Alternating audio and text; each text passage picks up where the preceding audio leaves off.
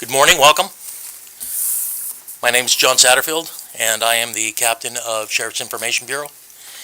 And thank you for being here to discuss public safety concerns regarding LA Metro policing services. Today, the order of speakers will be Sheriff Alex Villanueva and Chief Gene Harris, Chief of San Gabriel Police Department, and also the president of the Los Angeles Police Chiefs Association. Unfortunately, Supervisor Barger had a scheduling conflict and she's unable to attend. And I'd like to introduce the Sheriff of Los Angeles County, Sheriff Alex Villanueva. Good morning, everyone. The information we're going to provide you today is something that should be cause for alarm for every resident in Los Angeles County and every rider on any of the MTA's subways, light rail, or buses. The Sheriff's Department, we provide contracted law enforcement to all Metro buses and properties outside of Los Angeles and all light rail outside of LA and Long Beach. This includes the buses, the rail, and property covering 102 cities, including surrounding counties. The LSD Transit Services Bureau has over 300 personnel, which includes specially trained transit policing deputies, their patrol deputies, a transit mental evaluation team who respond to mental health crises and unhoused individuals, explosive detection canine handlers, special assignment teams, transit detectives, dispatch, and support personnel.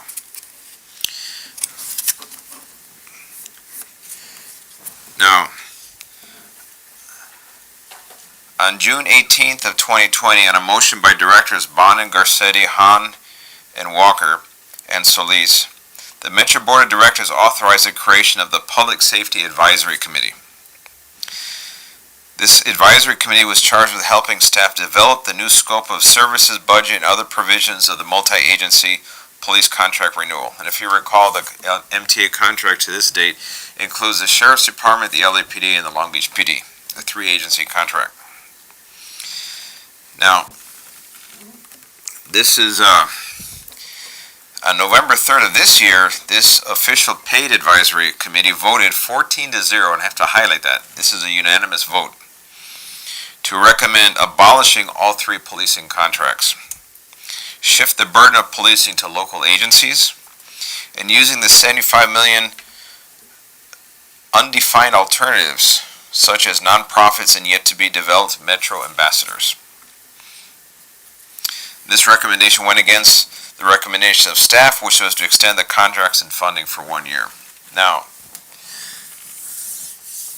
when they say here, zero in additional funding to the existing contract and returning to a non-contracted law enforcement model, what that means in essence is that there is no MTA contracted law enforcement presence. Any crime that occurs on any bus, any light rail, any subway, the victim will have to figure out who to call from whatever the local agency is, whoever picks up 911, depending on their signal, and figure out whose jurisdiction is, and then decide, okay, which is a corresponding law enforcement agency that is along the different right-of-ways of these subways and trains and buses.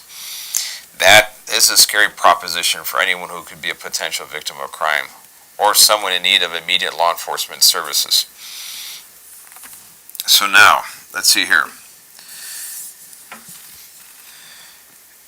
The $75 million, if you notice here, they want to reallocate it to mental health services, homeless outreach services, and those transit ambassadors.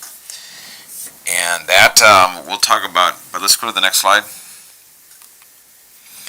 This comes from the Public Safety Advisory Committee, or I guess we can call it PSAC, to reimagine the transit safety. This is all about reimagining public safety. This is part of this trend, which has kind of been a failed experiment throughout the nation, with defunding, reimagining, only to find out that crime skyrockets in the absence of law enforcement.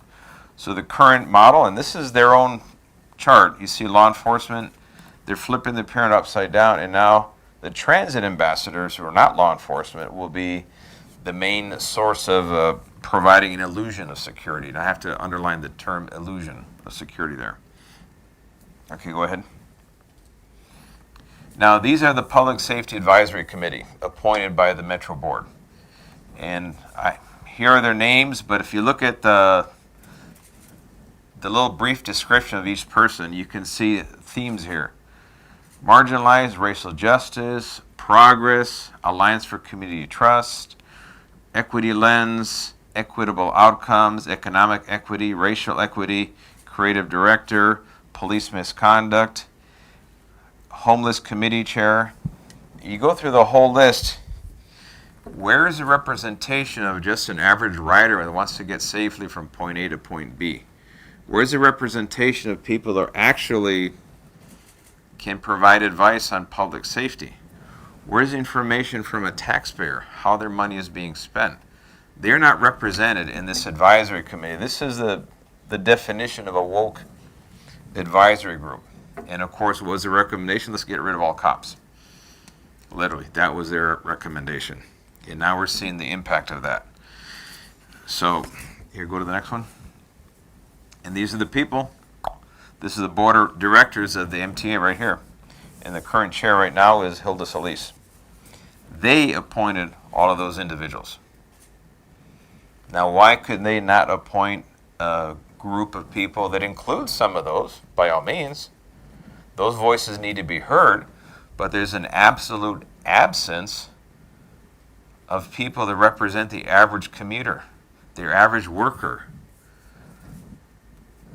What these people are recommending, the family of that 18-year-old girl who was tragically killed on October 10th, they probably do not share their opinion of this Public Safety Advisory Committee. How about parents that have their kids riding on these trains? Where are they represented in this group? They're nowhere to be found. Maybe these people need to explain what exactly was their express purpose of creating this Public Safety Advisory Committee, or should we just call it what it is, a anti-law enforcement advisory group. Okay, go to the next. Now, these are crime statistics for the Sheriff's Department's jurisdiction, our portion of the MTA contract. If you can see right here, these are Part 1 crimes. These are all violent felonies and grand theft and burglary. And you can see that number there. This is for year to date, actually by the end of August. This is not the year to date. End of August. 842 Part 1 crimes, 473 violent crimes. I'm not sure exactly what ambassadors are going to do with this, but maybe they can explain this. Let's go to the next slide. I think this is going to be all the agencies. If you can look at this to the end of August, that's the number. Part 1 crimes, serious crimes, that's the number for violent crimes overall. In overall numbers, we're roughly 4th in the nation in terms of violence on our transit systems, behind New York, Chicago, and the BART system up north. And if we were to consider that our ridership is significantly lower than those, if we go to a per capita on ridership, we're probably in the worst shape in the entire nation. And as with the current model, which is extremely underfunded or understaffed in terms of law enforcement presence. Here, go to the next one. Metro ridership, 2019, 2020, pandemic, obviously a big drop. Then 2021, that's a 62% drop in ridership. And I know just about every survey, when it talks about the ridership experience, the number one thing that riders decide on whether or not to enter or use a system is safety. As simple as that. If there's no safety, the perception that it's unsafe, people don't ride the subways, the trains, the buses, and it shows. This is where we're at right now.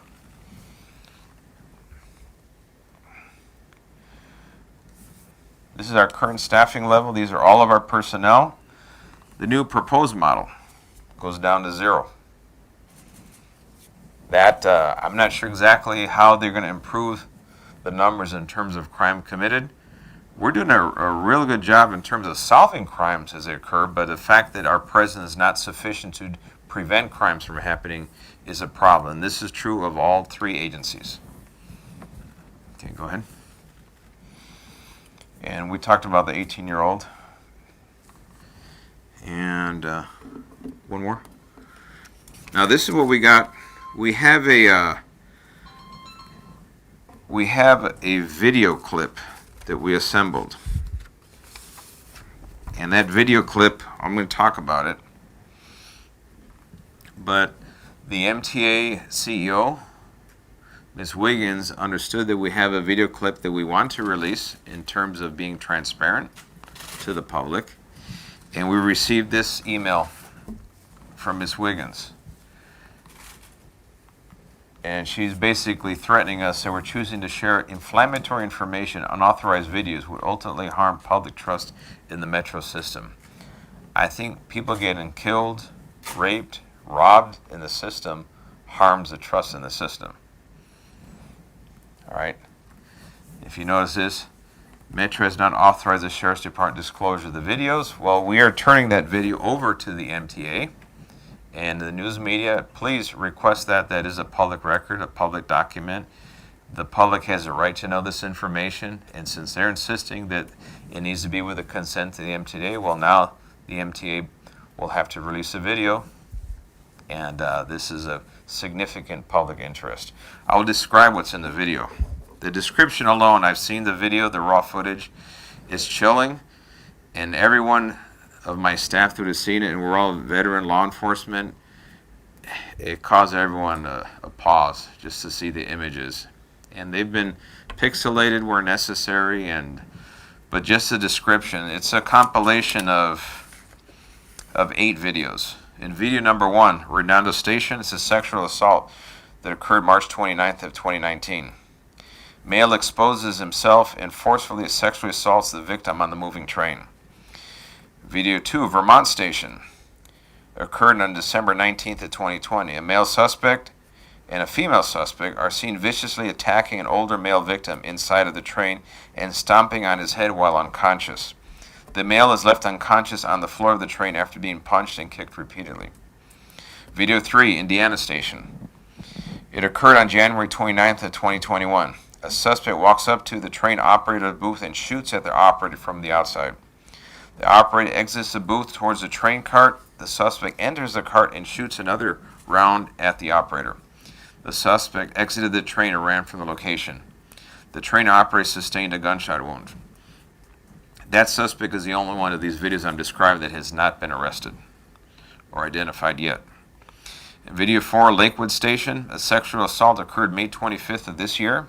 A male suspect is seen sexually assaulting an intoxicated female passenger on the train. The train stops and the suspect drags the victim off the train, and then he continues to sexually assault the victim on the platform. He was arrested at the location. In video 5, Del Amo Station, a stabbing occurred on June 28th of this year. Several males are seen assaulting a passenger on the train. The passenger who was assaulted then began stabbing the males with a knife and began chasing them around the platform, causing significant injuries. The suspect was arrested at the location. Actually, suspect victim. Artesia Station, this is number 6. Multiple assaults occurred on August 16th of this year. A male suspect is seen on the train platform assaulting numerous innocent victims, including throwing one individual on the tracks. All of these videos are in high definition. You can clearly see all the activity that's going on, and each one on its own would shock the conscious. This is actually a collection of just some of the ones that we have. And number 7, at Crenshaw Station, stabbing occurred on August 28th of this year. A male suspect is seen violently stabbing an innocent male victim unprovoked multiple times in the face and neck area. The victim, by some miracle, survived. But you see the suspect walking up with a knife behind him and just starts stabbing away at his face. And the last one, number 8, this is Wilmington Station. This is September 24th, the most recent. 3 males start a fight with 3 other males inside the train. One of the suspects has a firearm and began to shoot the victims. And during the fight, the 3 victims were shot, and an innocent bystander was shot, who was also riding the train. The 3 victims who were involved are recovering from their gunshot wounds, and the innocent bystander took a round to the foot. 2 of the suspects have been arrested, 1 remains at large. So this is the level of carnage that is occurring on the trains. And I think the MTA needs to come to grip that whatever plans they have to removing law enforcement, that's like a suicide pact that we're not going to participate in. And I'm unequivocally condemning them for the entire process they've gone through. In fact, when the MTA new chair took her position with the Supervisor Hilda Solis, she said in her, I guess her press statement that she wanted to increase outreach to the homeless and decrease the presence of law enforcement. What could go wrong with that combination right there, right? Well, this is where we're at today. We need to take these matters seriously because lives are at stake, lives are being endangered on the system, and that callous disregard for the safety of the passengers is alarming. And I think every single member of the MTA Board of Directors needs to be held accountable. One, they need to release this video themselves. That needs to happen today. With it, I want to introduce Chief Gene Harris, who's the Chief of San Gabriel Police Department and Chair of the LA County Chiefs of Police Association. Sir? Thank you, Sheriff.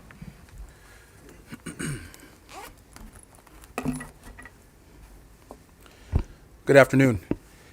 My name is Gene Harris. I am the president of the Los Angeles County Police Chiefs Association. In that role, I represent the law enforcement interests of 45 independent city law enforcement agencies within Los Angeles County. Our group, along with many others from local and county governance, are here, and those that are here behind me are here to pass information on to the public and make folks aware of the absolute looming disaster that this constitutes if the Metro Board gets their way. In the spirit of reimagining, that word reimagining, as you heard the sheriff say, that has taken on a buzzword type of impact, because what it really means is if we're reimagining things without any input, any serious consideration for what the outcomes could be, then what we might as well start doing is imagining the carnage that's going to ensue, the chaos that's going to happen when we don't have law enforcement officials to address the situations that you just heard spoke of by the sheriff. The sheriff gave a lot of statistics. There's a lot of things up here on the board for you to pay attention to. What I'm here to do is to tell you about what happens when those contracts are nullified, and now all of the agencies along the bus and transit lines are going to be responsible for calls for service and any type of response to these areas. The issue with that is, and track with me here, if you're going to defund and take away the organization from the LA County Sheriff's Department, the Transit Services and Metro Bureau, if you're going to take away the entity that is highest trained, best and specifically trained for transit service response, trained for homeless response and outreach, trained for mental health outreach and response, and you're going to eliminate that and then hope that the agencies, the 45 agencies along the transit and bus lines, can step in and take care of that on a moving train, a moving bus, or a moving target, as it were, then we are sadly mistaken. And I'm going to go out on a limb here and say you don't have to be a missile mechanic to figure out that that's asinine. It just is. And so law enforcement, all of us in the LA County Chiefs Association, certainly that with the Sheriff's Department, we've been listening to the community, and we've been doing all the things we need to do to try and engage with the folks and get law enforcement to that place as we consistently evolve. We're consistently evolving in our training, in our tactics, and legislation that's having us go in certain directions. And we're doing that willingly. We're participating in those processes. And those processes are set forth for us to get to the point where we want to respond to what the residents are thinking, or the perception of us moving away from the warrior mentality that might be called for in some of these circumstances. But we're paying attention, and we're moving into the guardian space. We're moving into the guardian place where that is how our community wants us to police. But this move by Metro is essentially taking the guardians off the platform. It's taking the guardians off of the board. Now, I have grandparents, parents, as we all do, siblings, relatives. I don't want to provide an environment that is not safe for those folks who are riding the trains. You heard the sheriff mention that we have a lot of people who are riding the trains, and we are supposed to be those guardians. What happens if you remove us from the platform? The agencies that I represent are very good at what they do. We're very good at municipal law enforcement. We're very good at responding to emergencies. We're very good at that. But this is a task that has no win, because there's no way for those agencies, our agencies, to respond in the same manner as the Sheriff's Department with specific training, really dedicated service for folks to interact on the metro and its lines, bus lines and trains. It's exceedingly important. And so if we're taking the guardians off the platform, that just absolutely makes no sense to me and to our group. And that is what we're here to represent today, is what is it going to look like in the aftermath? If you pull the dedicated folks off of the train, in light of what we can predict is going to be a problem, and certainly if it's predictable, it's certainly preventable, right? What is going to be the outcome? Ask yourself that. And if you're sending your loved one away from home to go to school, to go to work, and expecting them to return home that night, how can we sleep knowing that there's not one guardian in place to provide for them to get home, from there to work, school, and back home again? How do we rationalize that? The group that was mentioned here, the folks that are on this PSAC committee and the ad hoc committee that made the recommendations, are making recommendations in a vacuum, because not one of them is considering themselves what's going to happen when they're riding the train. And as the sheriff said, and I think he put it eloquently, is who is it that was on here that talked about public safety to this group? The LA County Chiefs weren't consulted, asked to have a person involved. Sheriff's Department wasn't consulted to have a person involved. What this is about the woke culture, about changing police work, reimagining. So reimagine this. If we go down this road, and this information is for the public, if we go down this road, we can imagine the chaos that will ensue. I want people to think about that as we move forward. And I want to make sure that we are participating in the processes. One of the meetings for the PSAC committee is tomorrow at 9 a.m. There, you can visit the Metro website and get the information so that you can participate in that meeting. I want to make sure that you make it known to your electeds in your local areas that this is a problem. If you see it that way, and I most certainly hope that you do, get a hold of those folks and let them know. There's also another meeting of the full Metro board on December 2nd, Thursday at 10 a.m. So do the same thing. Let's get engaged and let's mobilize. That's what all this is about. It's really about the public safety mission and making sure that we continue to provide that public safety in a way that makes a difference. And so with that, I'll turn it back over to the sheriff and his staff, and thank you for your time.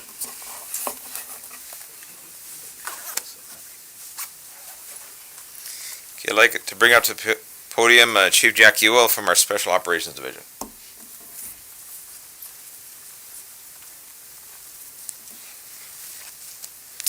Just very briefly, I'd like to reiterate what the sheriff and the chief said.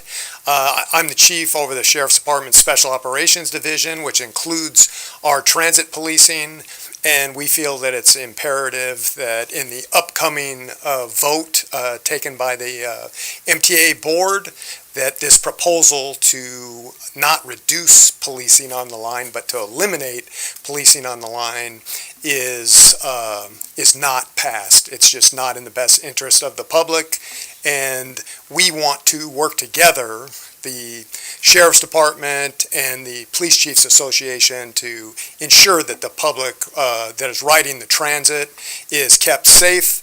And I also would like to point out that unfortunately, if the policing and the public safety on the MTA system is eliminated, the group that is most affected negatively by that is our underserved communities, because they're the ones who are riding the trains and buses every day to get back and forth to work and to school. And that portion of the community who's already underserved will now be, their public safety is targeted through this particular action. Thank you.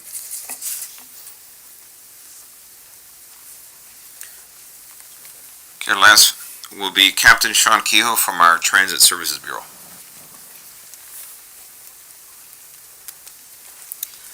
Thank you, Sheriff. The Sheriff and Chief Harris covered most of the issues that we're concerned about here today. But the biggest thing that we do is engage with the community. Our deputies are specially trained in transit and how to work transit, how to deal with terrorism-related problems, how to deal with buses that are moving, rails that are moving. That's a special skill set above and beyond what standard patrol deputies and officers know. So we just wanted to highlight that as an important element of what we do. Our deputies are out there every single day engaging with the community and with the homeless individuals and those underserved populations that use the public transit system. and it's very important that we're out there. We're already at minimal staffing levels across the board for what we do. We staff just over 100 deputies on a 24-hour basis, covering 102 cities. That's a large jurisdiction to cover with a very minimal footprints, but we do it well and we keep the crime down. The biggest thing that we do is prevention, and that prevention is being on the platform and engaging. So thank you, and I'll be available for any questions.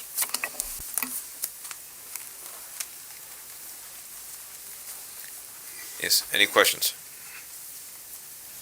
Sheriff, can you talk about how the proposed transit ambassadors personnel, how are they going to work as like a security force, or are they just going to be basically just kind of like a helper on the trains or buses?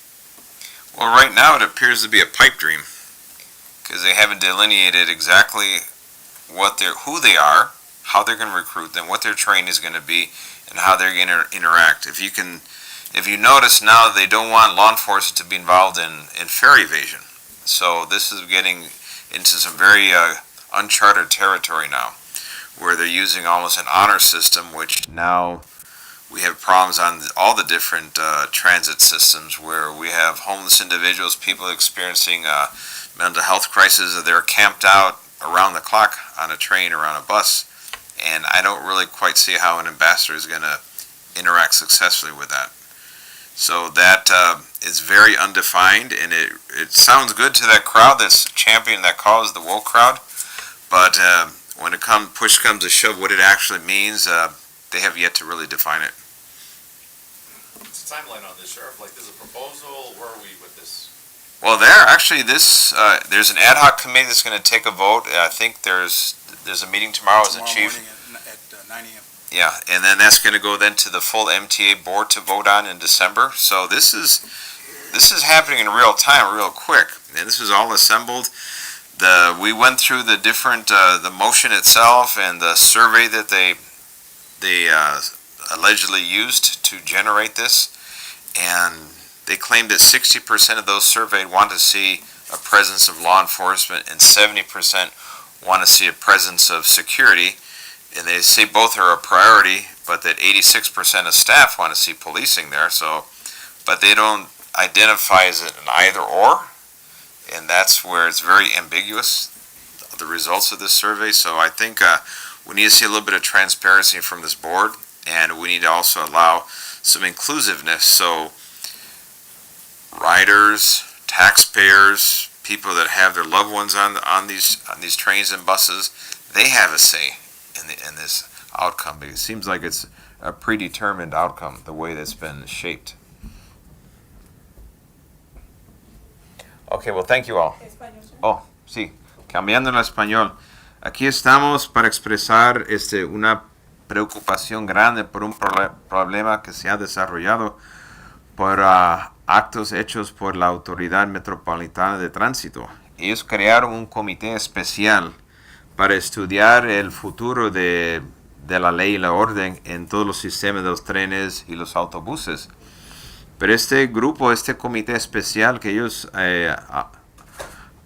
nombraron, todos son activistas de la extrema izquierda que no quieren nada que ver con la policía, y ellos piensan que van a mejorar el sistema de seguridad pública en los trenes y los autobuses, quitando la presencia de la ley o orden a la misma vez. Y esto es algo ilógico, sinceramente estúpido, y cualquier persona que pague impuestos, que usa estos sistemas de tránsito, que piense que van a estar más seguros con menos policías en los sistemas, pues ese es el problema que tenemos hoy en día. Mañana se va a hacer una votación por este grupo en particular, mañana el 18 a las 10 de la mañana. Is it 10 a.m. or 9 a.m.? 9 a.m. tomorrow, 10 a.m. on December 2nd. 9 de la mañana mañana, y el 2 de diciembre a las 10 de la mañana va a ser el otro. Ese va a ser el voto final de la Junta Directiva de la Autoridad Metropolitana de Tránsito. Eso incluye el alcalde, la Junta de Supervisores y 4 concejales de la ciudad de Los Ángeles y unos alcaldes de otras ciudades más pequeñas. Pero este grupo ha iniciado este proceso, pero lo iniciaron de una forma muy secreta, por debajo de la mesa, porque es como tener un jurado de 12 miembros que los 12 ya han decidido votar en contra del que está en la defensa, sin tener una combinación de opiniones y unas perspectivas diferentes. Todas las perspectivas son del extremo de la gente que están empujando eliminar a los policías en todas las operaciones. Ahí está la situación hoy en día. ¿Nos puede hablar un poco de los crímenes que han ocurrido en el metro, los números que estaba Sí.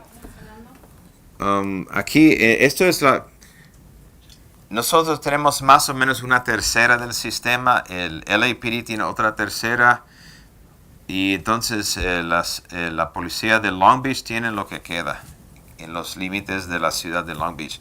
Pero estos números aquí, en nuestro sistema no hemos tenido homicidios este año, gracias a Dios, pero el LAPD sí obtuvo uno que ocurrió en octubre, de la jovencita que murió, ese fue uno. Pero esas son 13 violaciones sexuales desde 19 hasta hoy en día. Aquí son 201 robos a mano armada, asalto a mano armada, y estos son el total de este año. 131 son los casos de este año, y esto es la acumulación de los 3 años, del 19, 20 hasta hoy en día del 21. 473 casos de crímenes violentos. Y la junta directiva quiere tratar de engañar al público diciendo que embajadores van a operar en lugar de la ley y la orden, ellos van a poder prevenir el crimen. Y eso es algo ridículo, lo sabemos.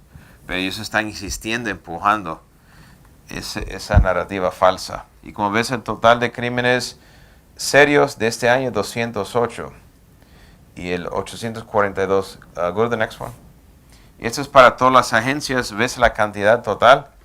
Estas son cifras muy grandes. Y entonces, a razón de estos números, nuestro sistema es el cuarto más peligroso en toda la nación, detrás de Nueva York, Chicago, por San Francisco, Oakland, el BART System, lo que llaman, y aquí en Los Ángeles. Y si entonces cambiamos los números y lo dividimos por la cantidad de pasajeros en los sistemas, el de nosotros aumenta, va a ser el más peligroso de todos, porque tenemos muchos menos pasajeros que los otros sistemas. ¿Qué mensaje le tiene a la gente que regularmente usa el metro? ¿Cómo se pueden involucrar en este proceso que usted dice que probablemente está decidido? Tienen que llamar mañana a las 9 de la mañana y tienen que dejar su opinión, tienen que dejarlo saber que no están de acuerdo de quitar la ley y la orden del sistema, y tienen que dejarle saber a la junta directiva de la autoridad metropolitana que ellos van a reunirse el 2 de diciembre, lo mismo, que no están de acuerdo en eso, y hay que demandar la transparencia, hay que exigirle a la MTA que ellos dejan libre el videotape de lo que hemos descrito. Las imágenes son horribles. Te vas a quedar con un golpe al hígado cuando los miras, y ellos quieren esconder esas imágenes.